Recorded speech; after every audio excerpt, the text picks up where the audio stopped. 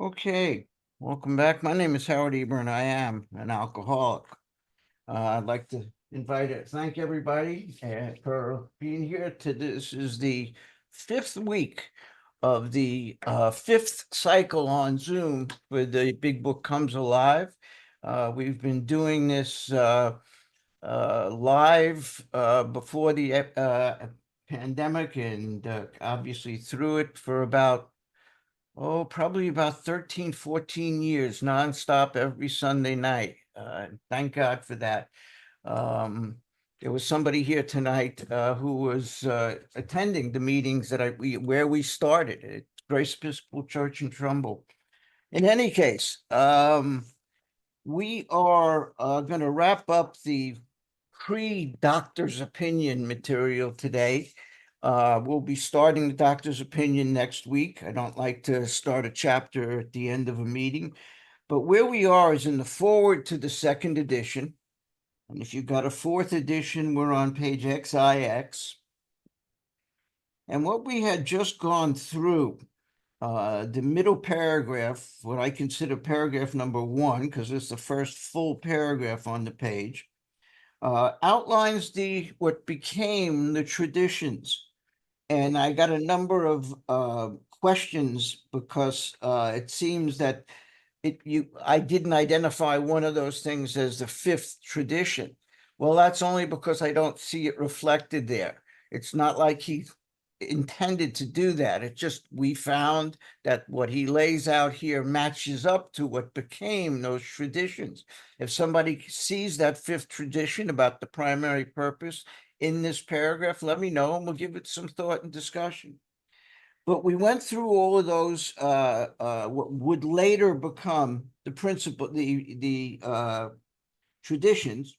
And we're at the bottom paragraph that says this was the substance of AA's 12 traditions, as we stated in full on page 561 of this book. And again, let me just go back on something here. At the end of the list last week, one of the things we highlighted was our public relations was to be based on attraction rather than promotion, which was tradition 11.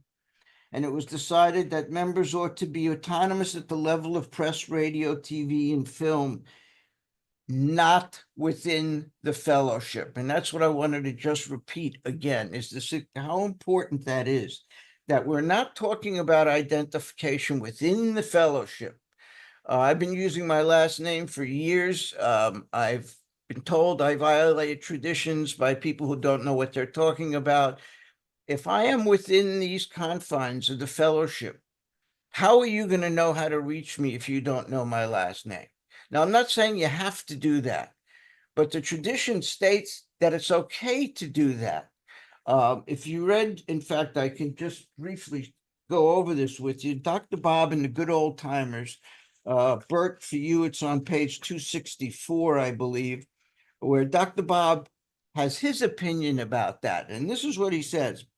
He says, since our tradition on autonomy designates the exact level where the line should be held, it must be obvious to anyone who can read and understand the English language that to maintain anonymity at any other level is a definite violation of this tradition.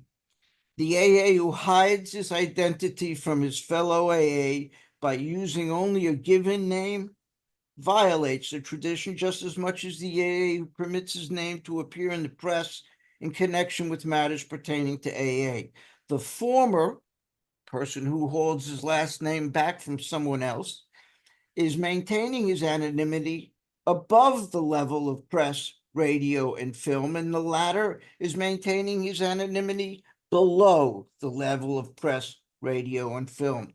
Whereas the 11th tradition states we should maintain our anonymity at the level of press, radio, and film. And he tells another story here where I'm still on page 265 of Dr. Bob and the Good Old Timers, if you happen to have it, where Bob relates a story. He was out of town, and he says, I made a trip over to Jackson, Michigan one night, and everybody's coming up to me saying, hi, I'm Joe, I'm Pete. Then one of the guys said, "Safe journey home. If you get in any trouble, give me a buzz." Later, I said to the fellow who was with me on the way home, suppose we did get in trouble on the way home. How would we tell anyone in AA we don't know anyone's last names? They get so doggone carried away with this anonymity that it gets to be a joke. So don't hold back your last name from somebody in the fellowship. You don't have to give your last name, but if someone wants to reach you, it's helpful to know, I'm looking for Robbie. I know which Robbie I'm looking for. I'm looking for Michael or Andy or Dave or Charlie or Ross. What's the last name? How are we supposed to know that? So that's what we're talking about here. And I wanted to just emphasize that. So if you hear someone using their last name in a meeting, understand they're not violating any traditions at all. Okay? All right, now we're getting back to where we started. This was the substance of AA's 12 traditions, which were stated in full on page 561 of this book. Though, and please underline this, none of these principles had the force of rules or laws. They had become so widely accepted by 1950, that would be July 1950, that they were confirmed by our first international conference held at Cleveland. Please underline and highlight that first part that says none of these principles had the force of rules or laws. Continuing, today, the remarkable unity of AA is one of the greatest assets that our society has. When people talk about Bill Wilson as a visionary, to me, it's not just the steps. He saved millions of lives by putting together the steps that he did, that we use, that 200 some odd other fellowships are using right now. But when you say a visionary, I think the thing that about Bill that made him a visionary was more the traditions. I mean, here you have a group of unreliable drunks, a bunch of crazy people. How are we supposed to stay together and not fall apart and not hurt one another? All of the things that we talked about last week about our adolescent period, about quarrels over membership and leadership and money, the strivings for power and prestige.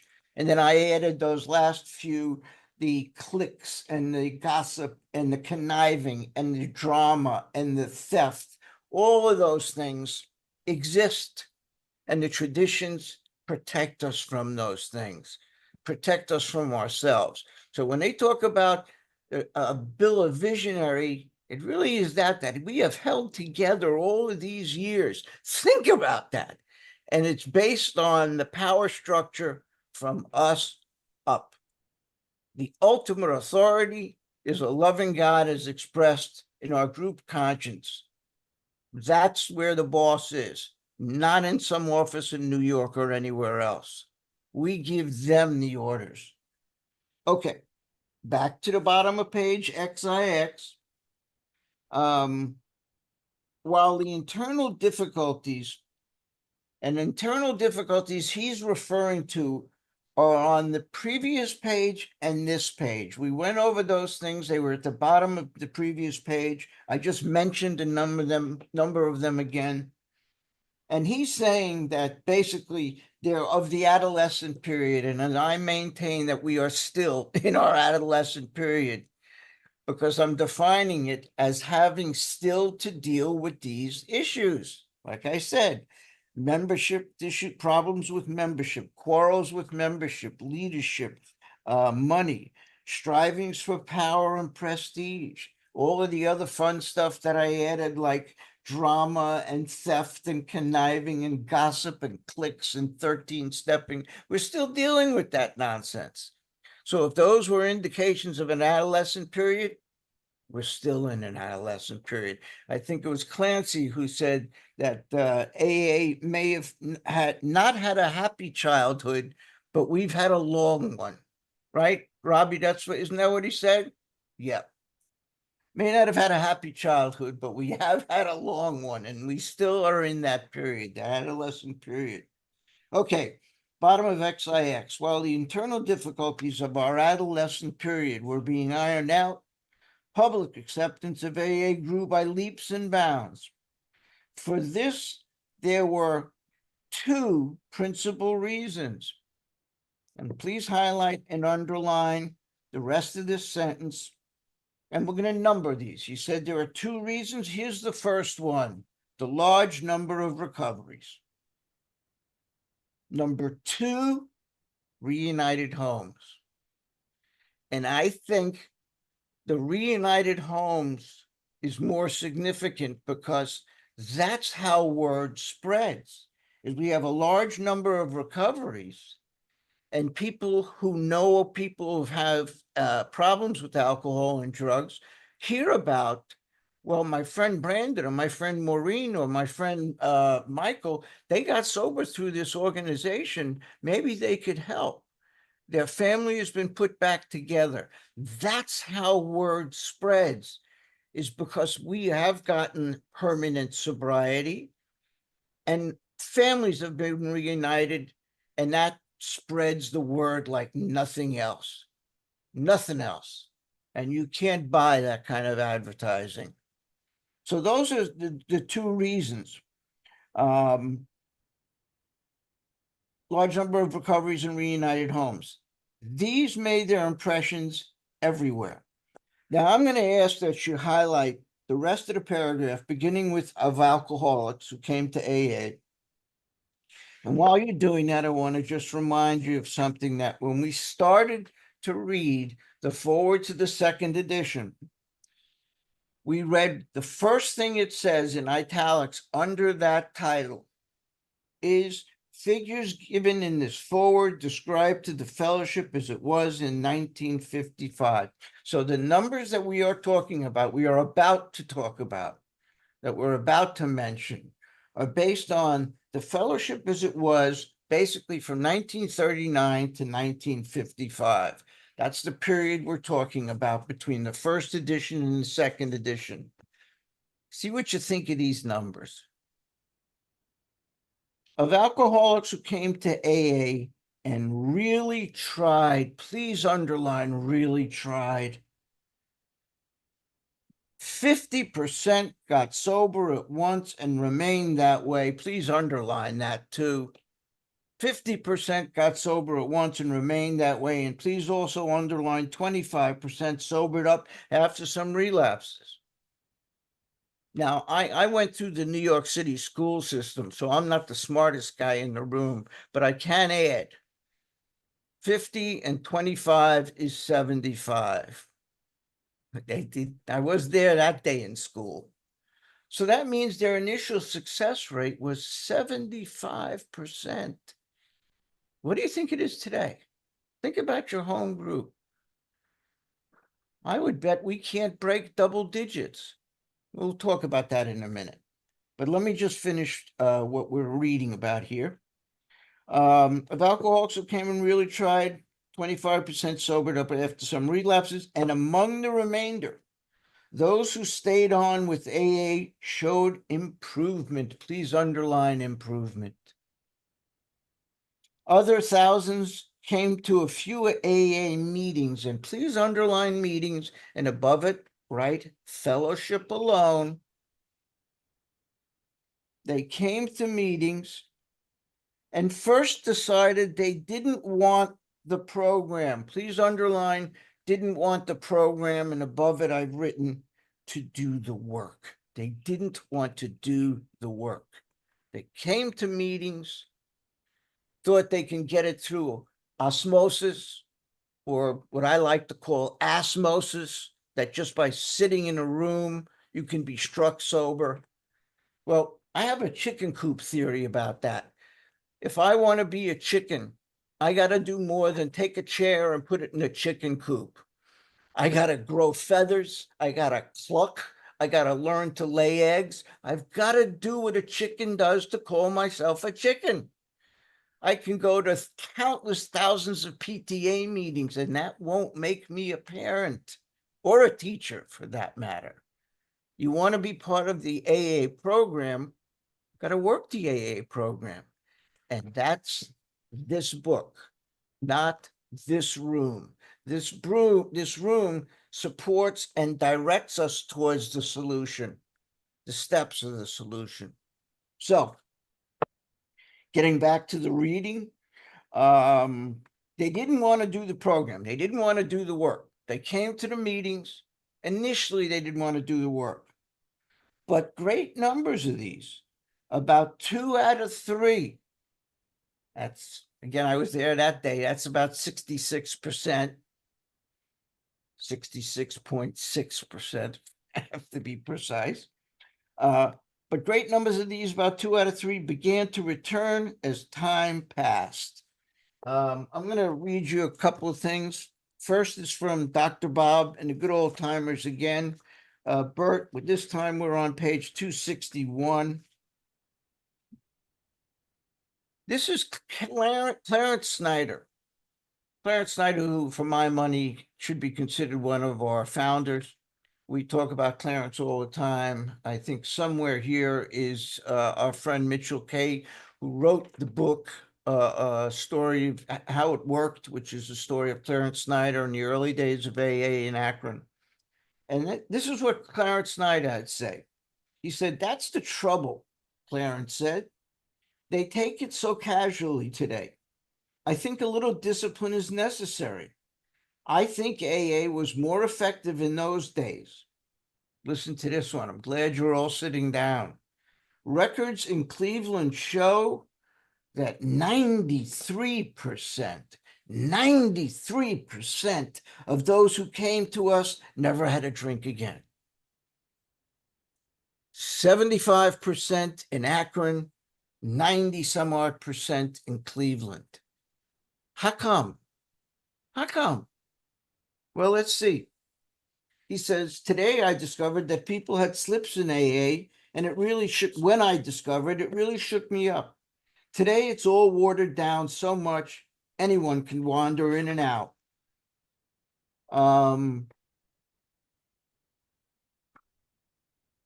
Let's see. There's another quote. This is from the Oxford Group and Alcoholics Anonymous, one of the great books by the great Dick B. Bert, I think I'm going to bounce around on pages here, but I'm going to start, I believe, on page 5. Yeah. It says, however, the phenomenal 75 or 80% success rate at early AA was not to be the success rate of AA's later years, and certainly not the rate that exists today.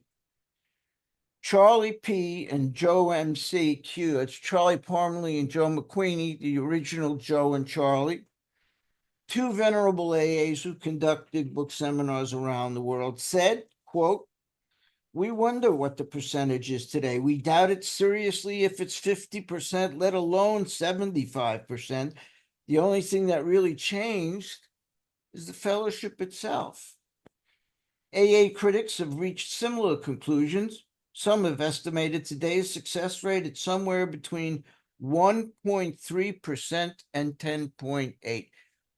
Think about your home group. Think about your experience. I think 10% is a pretty generous number. Not within the big book society, not within this little society we've formed of people who are dedicated to spreading the word of the book. And I think Zoom has really helped that our statistics are going to zoom as a result of Zoom.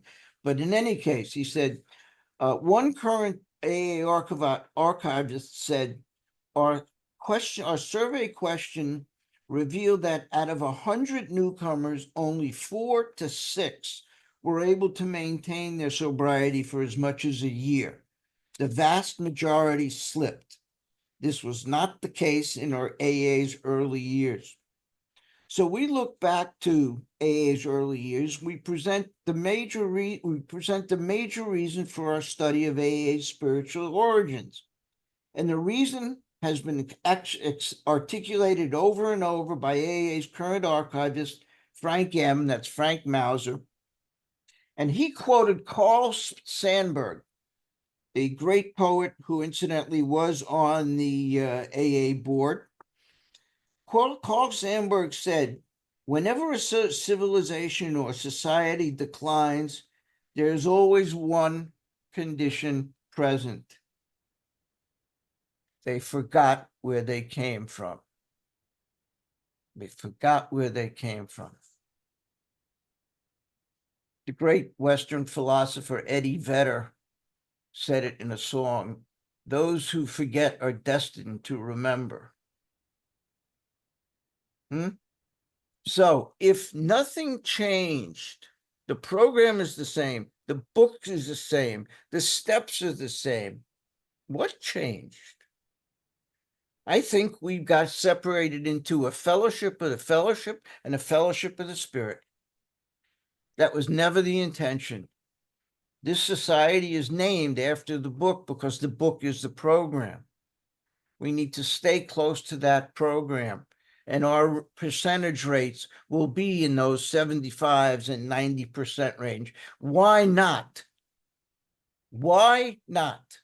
If you do this work, why not?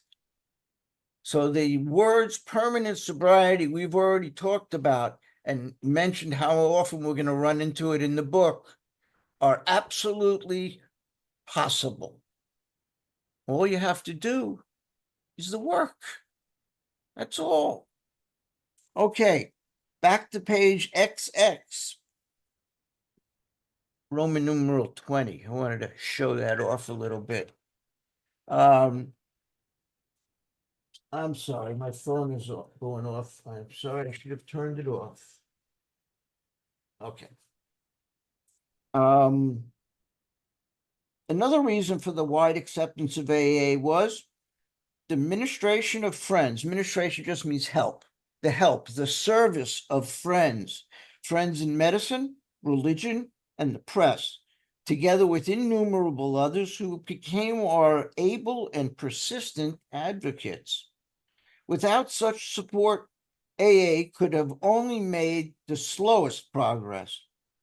Some of the recommendations of AA's early medical and religious friends will be found further on in this book. Now, I'm going to suggest that you highlight the whole next paragraph. AA, and please underline this, is not a religious program. Not a religious program. So those people who are new here hear the word God and hear, well, we're not a religious program. Well, how could that be? You see, when I came in here, I thought God and religion were one and the same. I didn't know there was any difference. I never heard of something like spirituality.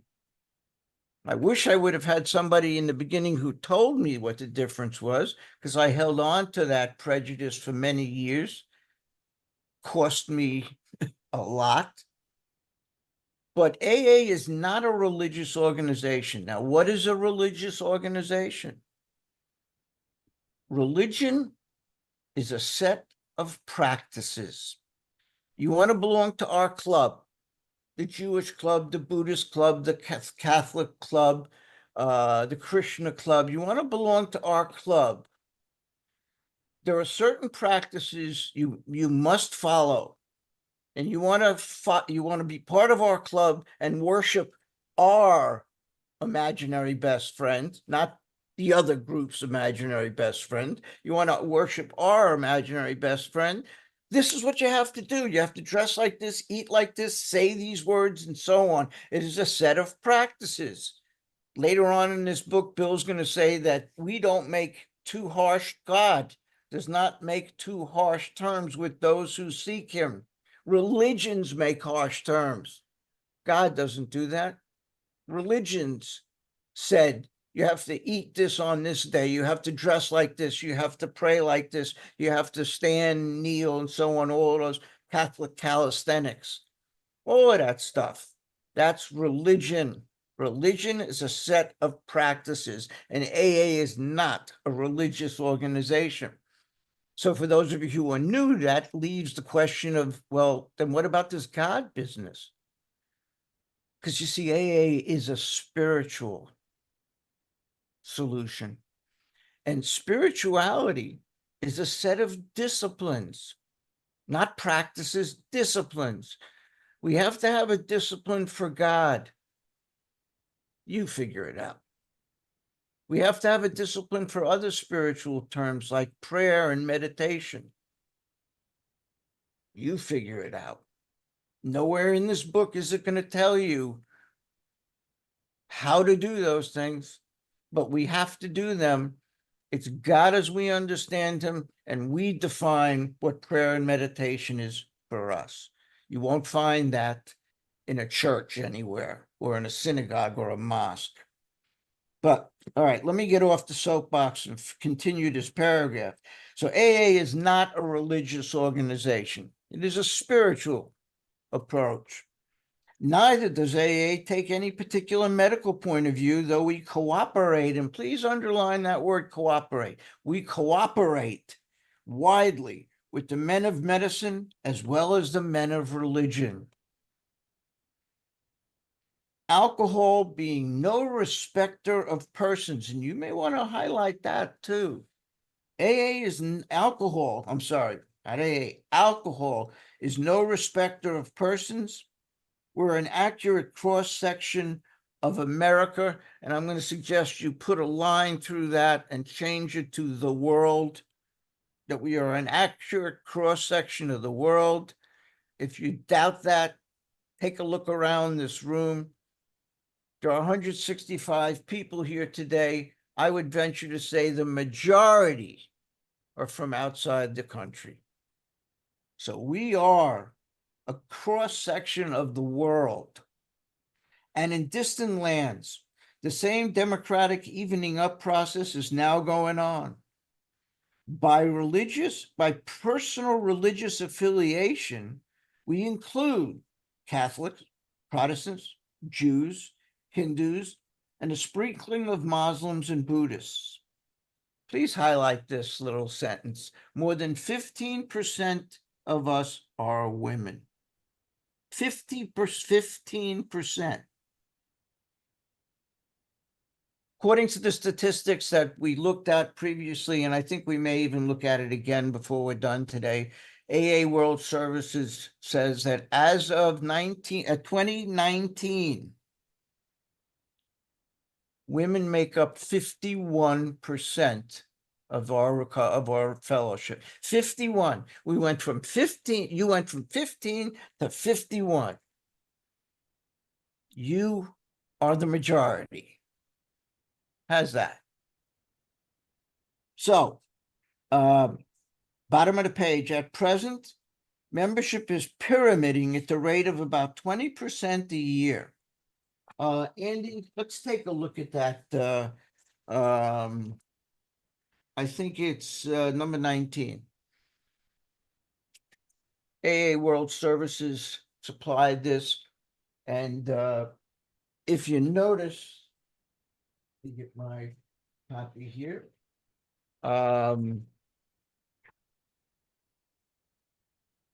If you look at in 1935 to 1945, we went from 2 to 12,900, okay? But now look after that. From 45 to 55, we went from 12,000 to 135,000, tenfold. From 65 to 75, we went from 200,032 to 533. So we doubled. Every 10 years, we doubled. In one case, one situation, we went up 10 times. But now watch what happens. 1975 to 1985, we went from 500,000 to 1,445,000. So we tripled from 75 to 85. From 85 to 95, we went from 1.4 million to 1.7. In 1991, we hit 2,100, 2,148,000. Take a look at what it is in 2023. We have plateaued at a little over 2 million. And as far as I'm concerned, that is not just a situation of we haven't been as effective. Our 12 steps are being used, as I said before, according to World Services, by over 200 fellowships right now. Someone told me that they had application for over 600 over the years, but as of now, there are about 200 some odd fellowships actively using and saving lives with our 12 steps. So the AA 12-step recovery and is much greater than 2.1 million. It just shows up in other fellowships who are using our book and our program. But it's just some interesting statistics to see how we have plateaued. I can't wait for the next report to come out so we can see the effects of Zoom. I think it's going to be a phenomenal increase. I really do. All right, Andy, we can take that down. All right. Okay, bottom of page XX. At present, our membership is pyramiding at the rate of 20% a year. We talked about that so far. Upon the total problem of several million actual and potential alcoholics in the world, we have made only a scratch. In all probability, we shall never be able to touch more than a fair fraction of the alcohol problem in all its ramifications. Please highlight and underline the following sentence. Upon therapy for the alcoholic himself, we surely have no monopoly. In the 1939 dictionary, monopoly is defined as an exclusive control of an industry. We don't claim to have exclusive control of recovery. We can't say that Alcoholics Anonymous is the only thing that works. We can say it is the only thing that's worked for us. And us being people who've tried everything else, every scheme, every exercise, every self-help book, every diet, every idea. But this is what worked for us. Later on, we're going to read, Bill says that that's when the answer occurs, is in the final analysis. We're going to find God, and that's where we're going to recover. But we don't have a monopoly. If somebody says they want to try another way, God bless you. We'll be here. We'll be here. I hope it works for you. Maybe you won't have to do as much work as we do. But if you're a real alcoholic and you've got the allergy and you've got the obsession, you'll be back. Hopefully, if you're lucky. But continuing, it says, yet it is our great hope that, and highlight the rest of the paragraph, please, those who have as yet found no answer, you may want to underline that, those who have as yet found no answer may begin to find one in the pages of this book. And I've got that underlined as well. A message of hope. If you've tried everything else, all of those books, all of those exercises, all of those diets, blah, blah, blah, maybe you'll find the answer you seek right here in this book. And he says, and will presently join us on the high road to a new freedom. Please notice he says new freedom. He doesn't say relief. You can get relief by increments of an hour at a time by going to meetings. But once the meeting is over and you open that front door and the outside world comes at you, what are you going to do then? You have to have a program that you could live by. And it's not the meetings. It's easy to sit here. There's 160 of us. I love you. You love me. And we try our best not to hurt one another while we're together. But what about out there?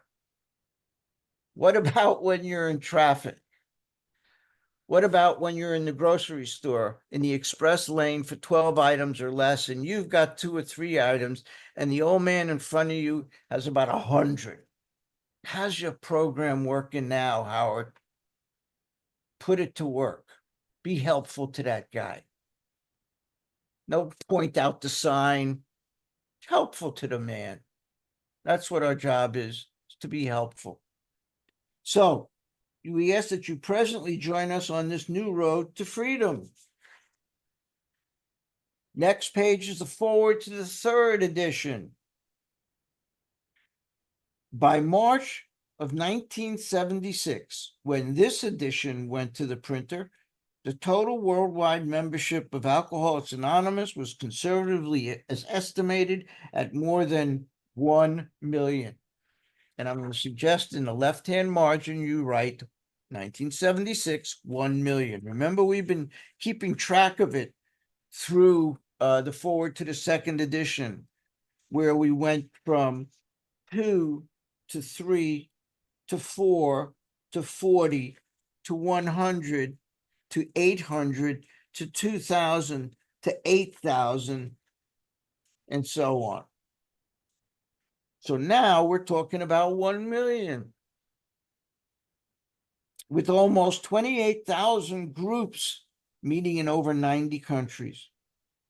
Surveys of groups in the US and Canada indicate that AA is reaching out not only to more and more people, but to a wider and wider range. Women now make up more than 1/4 of the membership. So in 76, they were at about 25%, from 15 to 25. As of now, you guys are in a majority, 51%. Wide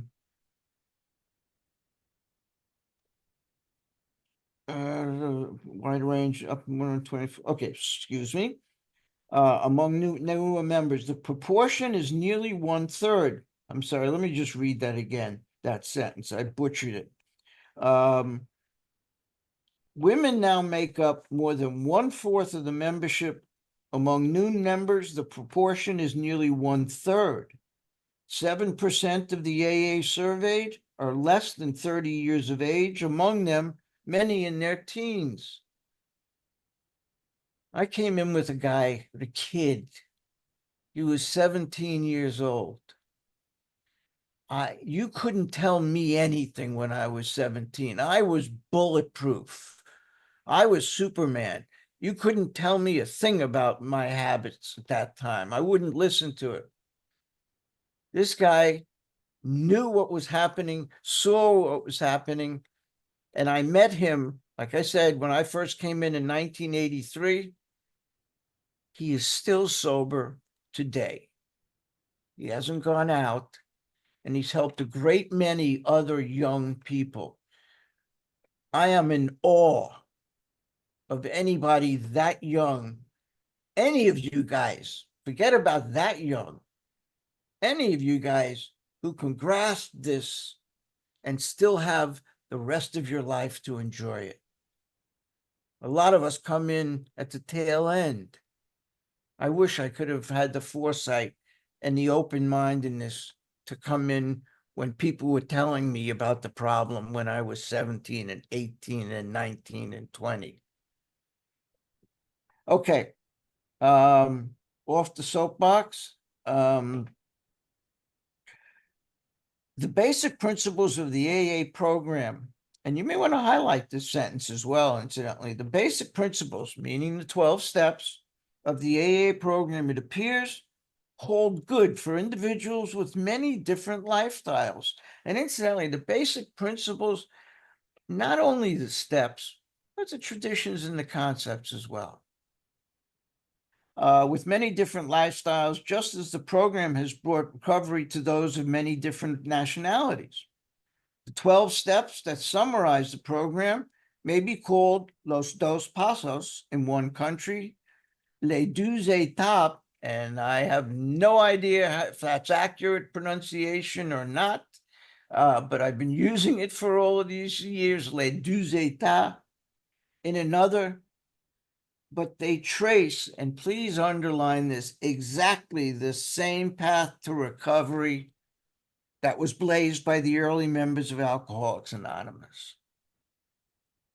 In spite of the great increase in the size and span of this fellowship, at its core, it remains simple and personal. And please highlight the rest of this paragraph in pink. We use pink for prayers and promises. Someone will put it in the chat if you'd like the color code that we use for our highlighters. You don't have to go by it. It's just my anal retentive personality. I use these things. We use pink for prayers and promises. We use green for musts, and there's a lot of them. We've been keeping track of them. Our list is now up to 139. And sometimes must appears, there we go, in other ways. It's if the book says had to or requires, all of those ways are different ways of saying must. So musts are in green. Any approach references in blue. In orange, we have the recovered references for everyone who thinks that we're not supposed to say that word. It's in the book. I think our count on that is about 33 at this point. And in yellow are all other references. Just a suggestion. You don't have to use that. But I find if I'm looking for prayers or promises or musts, as I just thumb through the pages, it's easier to find them if I can key into a color. That's just my nonsense. But okay. Please highlight this last section in pink because it is a promise. Each day, somewhere in the world, recovery begins when one alcoholic talks with another alcoholic, sharing experience, strength, and hope. Sharing experience, what it was like. What was life like running on self-will? Our strength, in other words, what happened? Spiritual awakening through the 12 steps. And our hope is what life is like on God's will, what it's like now. Now, later on page 58, Bill spells those things out, but we're talking now about experience, strength, and hope. You know, up until this point, up until Alcoholics Anonymous, let's just say, the alcoholic and the addict has always been addressed by someone above us. Somebody who, in a sense, is pointing down to us, whether it's a parent, it's a judge, it may be a minister, it may be a policeman. It's always somebody above us telling us what we should do. The beauty of Alcoholics Anonymous is we are all equals.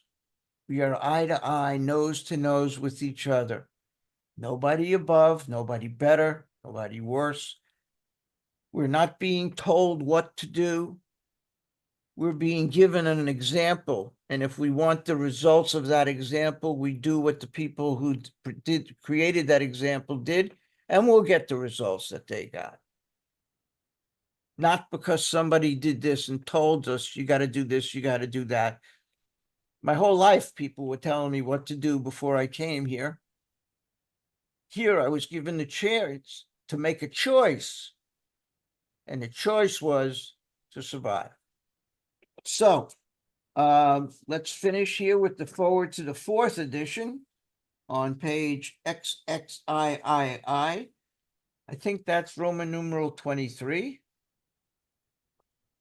We're getting complicated now, but I think it's 23. Forward to the fourth edition. This fourth edition of Alcoholics Anonymous came off the press in November 2001. That means that this book is what? 24 years old, 23 years old. It makes me feel old when I think about that. But this book, and we're about to have a fifth edition, but this book is held since November of 2001, 24 years, at the start of the new millennium. Since the third edition was published in 1976, worldwide membership of AA has just doubled, and please highlight, to an estimated 2 million. And we saw those numbers before. 2.1 was the last number that I think was on that sheet. 2.1 million. With nearly 100,800 groups meeting in approximately 150 countries around the world. Please highlight and underline the following sentence. Literature has played a major role in AA's growth. And I've actually got major circled because I think that's an understatement. Literature has played an essential role in our growth. And a striking phenomenon of the past quarter century has been the explosion of translations of our basic literature into many languages and dialects. After the big book, take a guess at what the next book that World Services translated in put into translation. Of all of our other material, what do you think it was? Now, I answered that as the 12 and 12. I thought that's what it was. No. The first book to be translated by World Services after the big book was Comes of Age. And it makes perfect sense, because what is Comes of Age? Comes of Age is our history. It's Bill Wilson, one of our founders, talking about how this thing came about. And the fact that there was a demand to translate it shows how interested people were to find out, who are these guys? How did this thing happen? This is an amazing thing.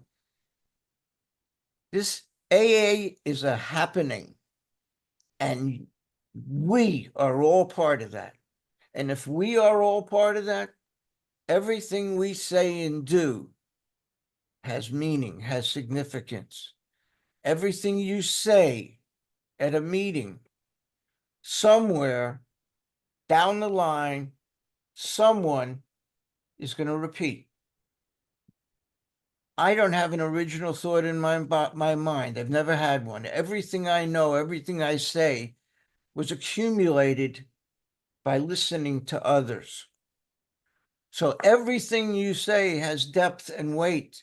And long after we're gone, people are going to be saying things that we said, maybe even thinking we created it. But one thing's for sure, anything I say was created by somebody else. I stand on the shoulders of giants, and with some of their permission, I use their words. There are quite a few giants in this room tonight also, and I give special respect to those guys. You know who you are.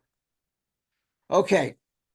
Back to the book. Literature played a major role in AA's growth, and a striking phenomenon of the past quarter century has been the explosion of translations of our basic literature into many languages and dialects.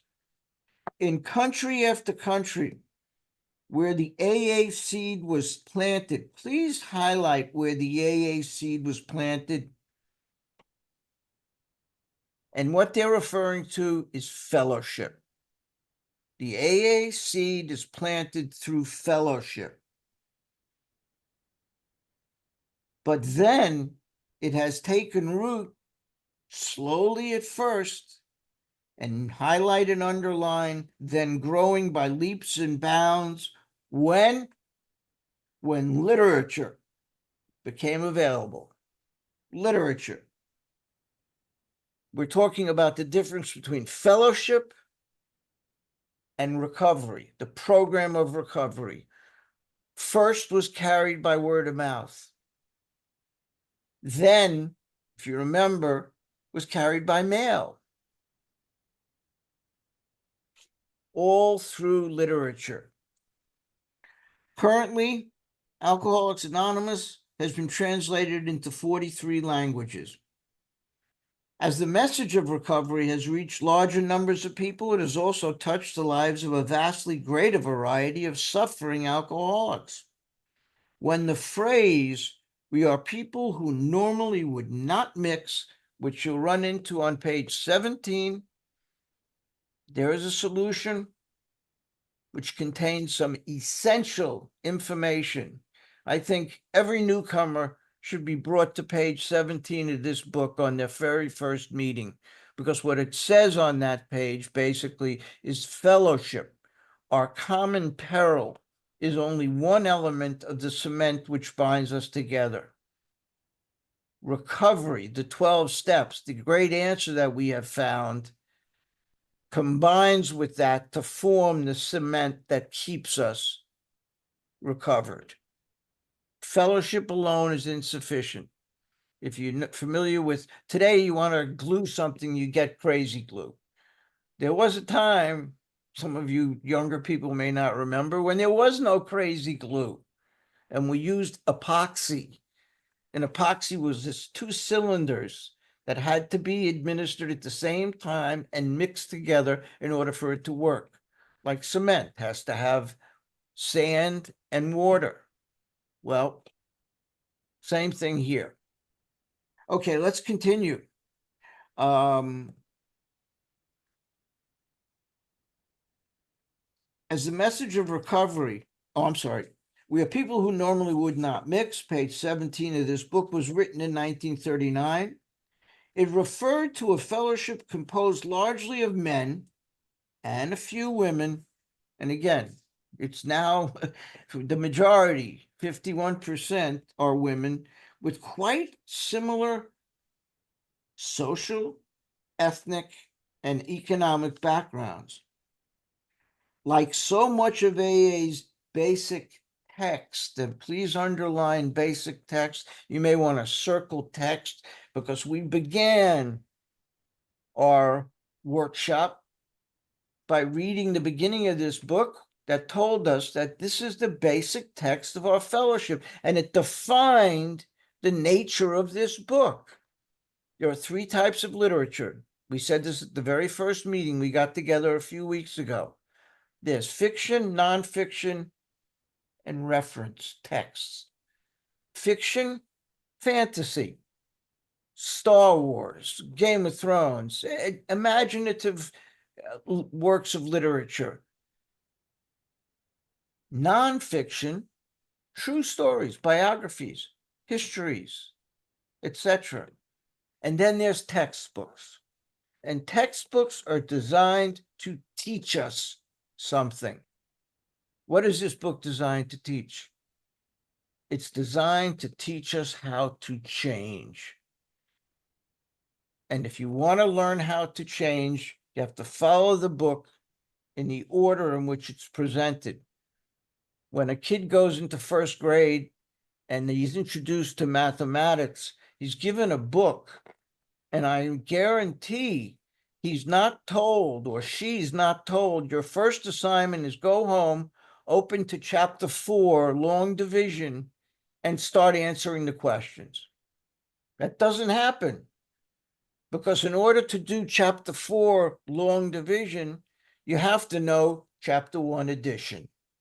You then have to know chapter 2, subtraction, which is just addition in reverse. And then you need to know chapter 3, which is multiplication, which again is addition.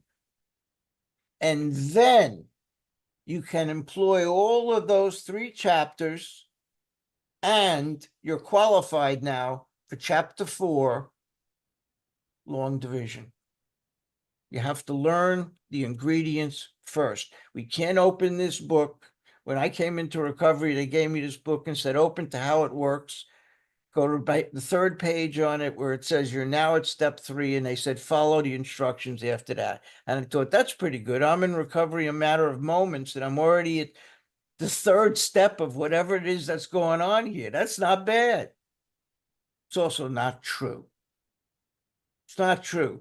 If I want that, I have to do everything that leads up to that. There are 50 some odd pages before that in the book. If I want what it says there, I have to do what it says before that.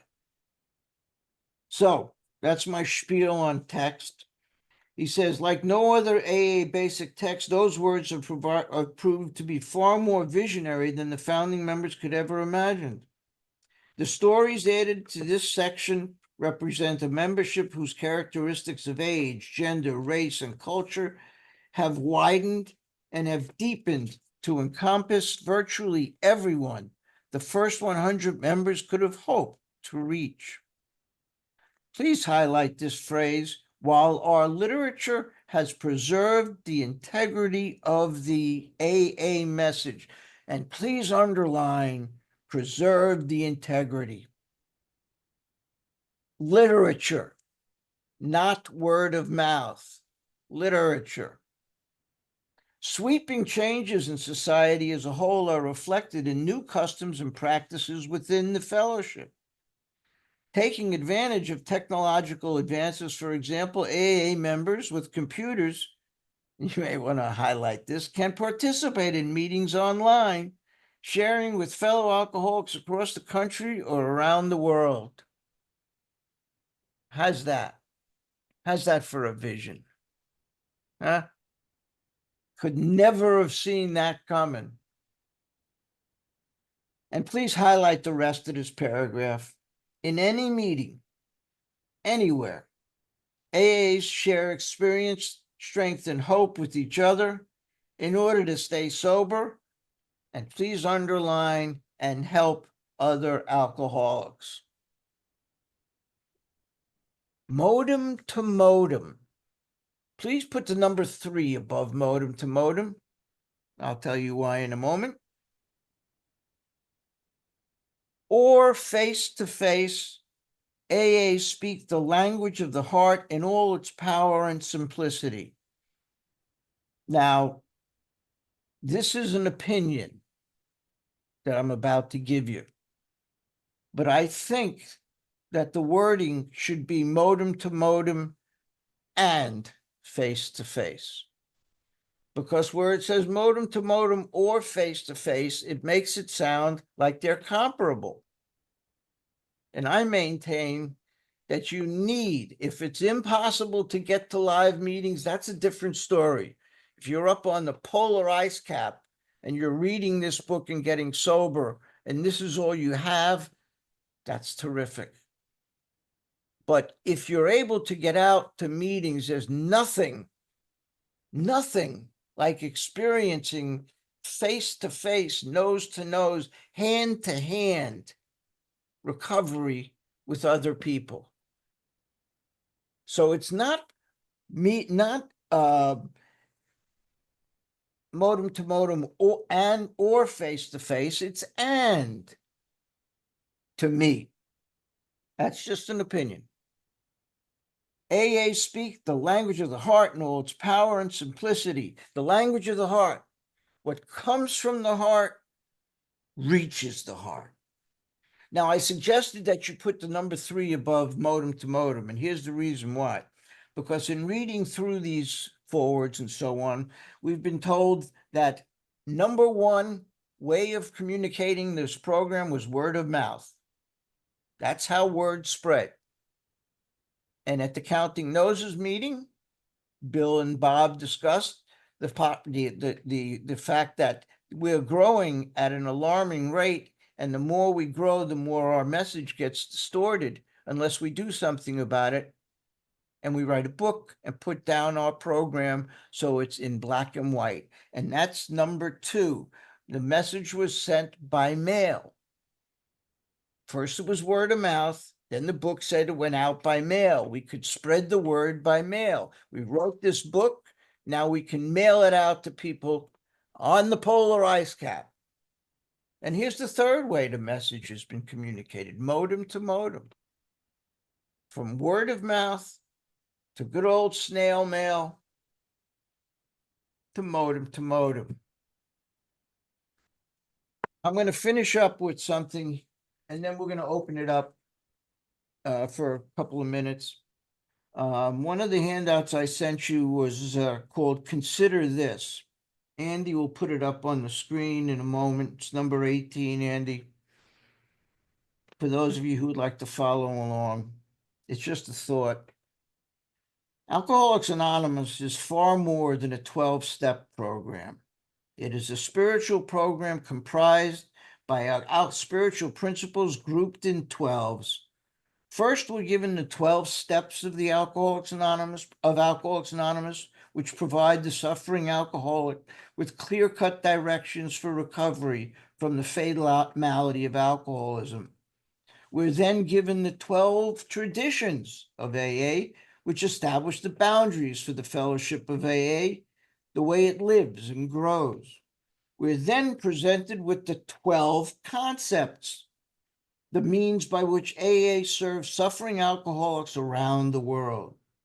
These make up the 3 legacies of AA: recovery, unity, and service. So in reality, AA is a 36-step program. But if AA is made up in sets of 12, think about this. Why are there only 11 chapters in the book? There are 11 chapters. Everything after that is an appendix or a personal story. There are 11 chapters. The rest of our basic text is composed of stories of hopeless alcoholics who adopted this program as a way of life and recovered to live a full and useful life. Consider this. Perhaps chapter 12 in the recovery section of your book will be your story. How then will it read? Because now it's up to you to write that. It's up to you to write your story from now on. Will you be one of those willing to be humble enough to become a student and a practitioner of this book, thereby living a life of purpose? If so, you will make the difference in the lives of so very many people as you travel through life, just as Bill and Bob did. Or will you be one of those betting their very lives on fellowship alone? Those who just go to meetings, hoping against hope that you'll be an exception to the rule, that you will not be one of the many, those unfortunate statistical majorities who fail to remain sober. Those who return to the miserable life of just living for the next drink, maybe never to return to AA for another chance. Will you be one of those, Andy, page 2? Will you be one of those who believes they're above all this fellowship program steps, God stuff? If you're one of them, you'll very likely never see this page. You'll never hear what I'm saying now. But if you're reading or hearing my voice now, then perhaps you realize that the study you've now embarked on may produce for you that which it did for the authors of this book. So why not give it a try? Yes, it will mean some inconvenience and interruptions in your daily life, but if you realize that you drank to change the way you thought and the way you felt, and accept that option is no longer available, isn't it worth the time and effort to see if this program might not do all of those things and more for you? To be open to the possibility that it might be the solution to all of your problems. One thing we know is when we arrive here, we will serve a purpose. What purpose is your presence going to demonstrate? Will yours be one of success or failure? We've paid a hell of a price to get here. Shouldn't we be willing to make a reasonable investment to stay here? It's far less painful, Rarely have we seen a person fail to find spiritual, mental, and physical harmony, as well as emotional sobriety, who has carefully followed the directions in the book. Try it. You just might like the results. Remember, we recover by the steps we take, not the meetings we make. It is much easier to stay sober than it is to get sober. Thank you guys for bearing with me all of these few weeks. Next week, we will start the doctor's opinion. We're going to open it up. We have a good 10 minutes if anyone has anything they want to share or questions. Kathy, you'll keep a time. We'll try and keep it to 3 minutes or less if we can. I see Patrick has got his hand up. Patrick B. Thanks, Howard. I want to thank you for that little bit there. It's easier to stay sober than get sober. It's a hell of a thing going on in London. Very few people are into this very step study, this big book study. And it seems at times that I'm alone when I sit in meetings.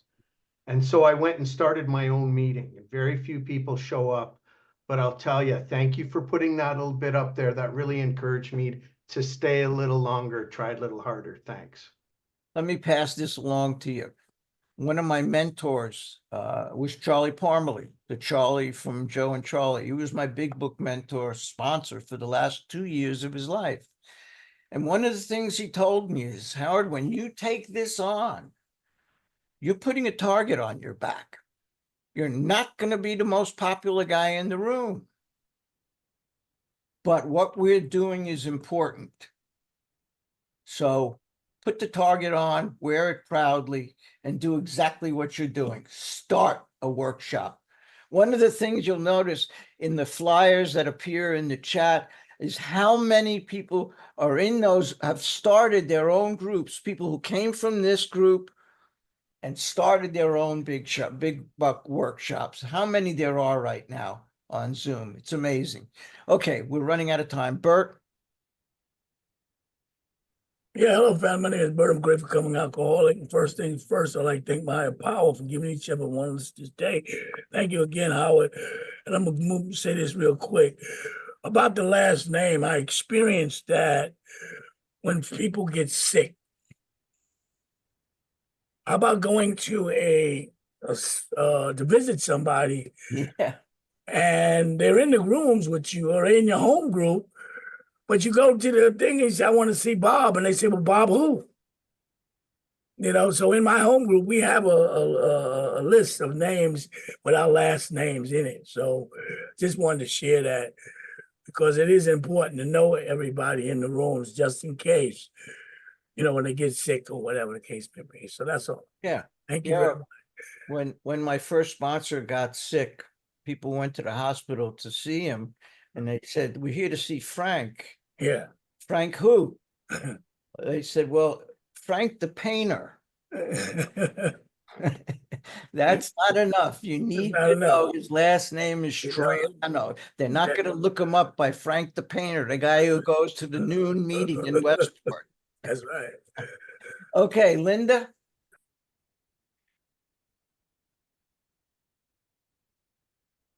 Linda, I think you had your hand up. Linda. Okay. I want to ask about Frank Mauser. The name that I gave you? Yes. Mauser. Okay, I try to look for him. Maybe I'm doing something wrong, but I found something in your archives interchange. I don't know if that's AA related, but I emailed it to you. But it says Frank M. Something that he passed away in 1970, but maybe I'm wrong. I don't know. I don't know when he passed away.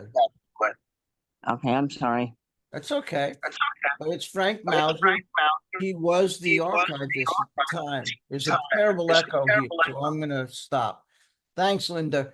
Who's next? We got Megan. Am I pronouncing it right? Megan? It's Megan. You got it. Thank you, Howard, for everything, and thanks everybody for being here tonight. And you mentioned a Dick B book. I have a couple of his books, but not the one you mentioned. Can you tell me the title, please? Yes. Can you see that? Yes. The Oxford Group and Alcoholics Anonymous. Do you know how many books Dick B wrote? Oh God, no, I don't know how many. Robbie, do you know how many books he wrote? A lot. Yeah, I'm agreeing with that. Yeah, And one more question. Is Dick B still alive?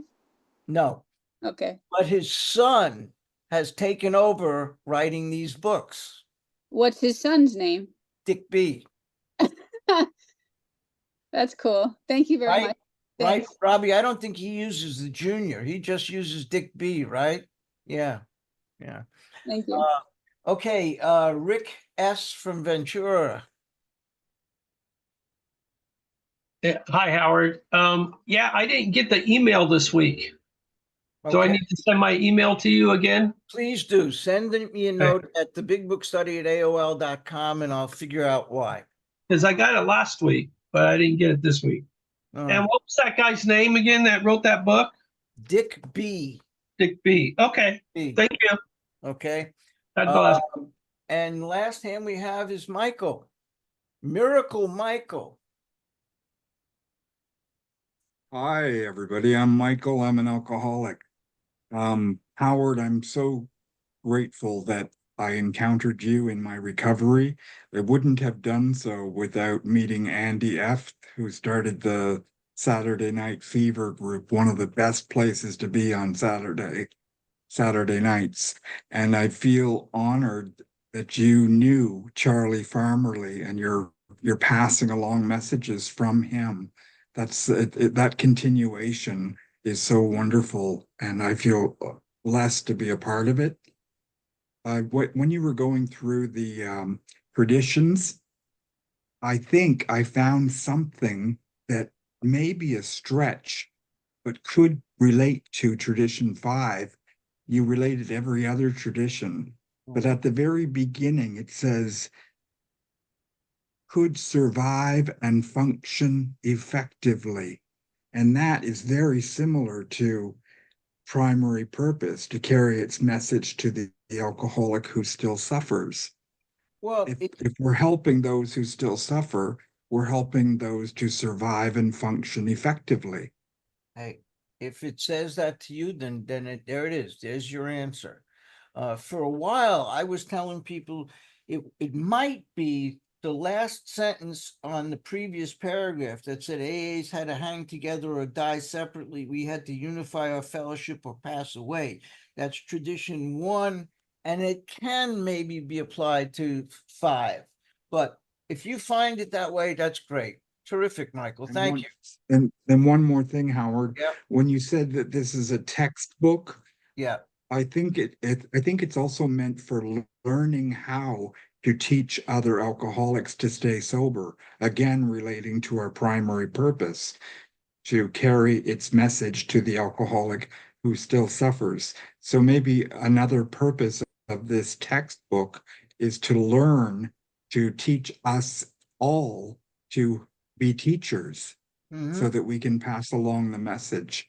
I'm becoming a teacher, I'm finding, of this message, and this book is amazing at making me become a teacher of how to live without dying, how to live with a higher power as priority, with my sobriety as a priority.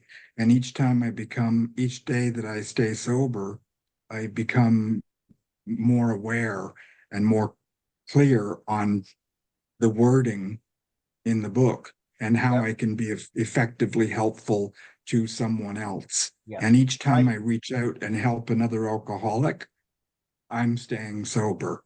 Absolutely. I hate to cut you off. We're running out of time. We have 3 hands. Can you guys keep it to a minute each? Samantha? Hi everybody, I'm an alcoholic. My name's Samantha, and I do want to say, by the grace of God and people like you carrying the message and this great way of AA and our incredible literature, I've been blessed with 35 years on August 15. Wow. And I was just really, really touched to be here. And to hear this story, I just got to the hospital, so I'm not very well. That's why I was touched by just, I came out of a very unhealthy group recently, and to have the purity of AA carried forward, this message of AA is so important. It's life-saving. And I'm so grateful people like you do meetings like this and get the book into life to everybody to live. This is our solution. And I've been very unwell for the last 10 years. It's hard to grasp, but the amazing COVID and modem to modem with Zoom has been life-saving for me. And I hope it's God's will that I get back to face-to-face meetings. But thank you, everybody. Thank you, Samantha. Ron, can you wrap it up real quick? Yeah. Hi, Howard. I know you talked about the 75-25% when people first came in. And I had a question about your thoughts in the forward to the 3rd edition. I wondered if your thoughts about the creeping atheism into the group, where it said the basic principles of AA hold good for many individuals with different lifestyles. And I know people might think that might mean sexual orientation, but I wondered if that might mean atheism. And also in the 4th edition on page XXIV, it says our literature has preserved the integrity of AA. Sweeping changes in society are reflected in the new customs and practices within the fellowship. So it seems to me like they're being apologetic, starting about, Bill had died in 71, the 12 and 12 had been out for about, quite a while since the 3rd edition. It seems to me like they had already in the literature allowed for the apologetic of atheism within the program. And I was wondering your thoughts. Yeah, certainly. I mean, it applies to everybody. Why not? Okay, Jackie. Hello. Thank you, Jackie. Grateful recovered alcoholic. Thank you, Howard. Thank you. Just a quick question regarding the statistics. Do you know how GSO tabulates or gathers the information for the membership? And the reason why I ask is that I have been part of groups where they ask for, they say, if you want to be a voting member of the group, fill out a postcard. But I've also been in groups where they don't do that. And then the second part on that, I want to thank you for making me aware of women being the majority. It puts makes me feel more responsible to understand this and be able to carry that to the next suffering, not just men but women. Yeah. Thank you, Thank Howard. you, Jackie. That's a whole other meeting to discuss that. We got to wrap it up. Nav, can you please hang out after the meeting? We have a great way of closing. We have Charlotte. Is Charlotte here to take us out? Howard, I'm just going to jump in there. For some reason, I seen Robbie kind of shaking his head to that question. Did you want to answer it, Robbie? To Jackie's question? Hey, Howard and Kathy. Yes. Yes, it's called the AA membership survey, right, Howard? The AA membership survey, and it's done every 4 years by the General Service Conference. So that's the answer, Jackie. Thank you so much, Robbie. Simple, concise, without taking 20 minutes. Thank you, Robbie. Charlotte, can you take us out? Thank you so much. Thank you, Howard. Thank you, Cafe. And a vision for you. Our book is meant to be a suggestion only. We realize we know only a little. God will constantly disclose more to you and to us. Ask him in your morning meditation what you can do each day to the man who still is sick. The answers will come if your own house is in order. But obviously, you cannot transmit something you haven't got. See to it that your relationship with him is right, and great events will come to pass for you and countless others. This is the great fact for us. Please unmute and join us in the rest, and then we'll go into the Lord's Prayer. Abandon yourself. Abandon yourself to God. as you As understand you understand him, admit your faults to him and to your fellows. Weigh the wreckage of your past. Free of what you find and join us. With you in the fellowship of the Spirit. Fellowship with you in the fellowship of the Spirit. Surely Surely some of us, as you trudge the road of destiny, God bless you God bless and keep you and keep you until then. our Father, who Who art art in in heaven, heaven, and thy kingdom come, kingdom your will be come, thy done will be Be done done earth as it is in as in heaven. heaven. Give us this day Our daily bread. And Forgive us our forgive those trespasses who trespass against us. and not into temptation, Temptation. deliver us from Evil. evil. Thine is the The kingdom, power. and power, and and the the glory glory forever. Amen. It is so. Amen. Thank you.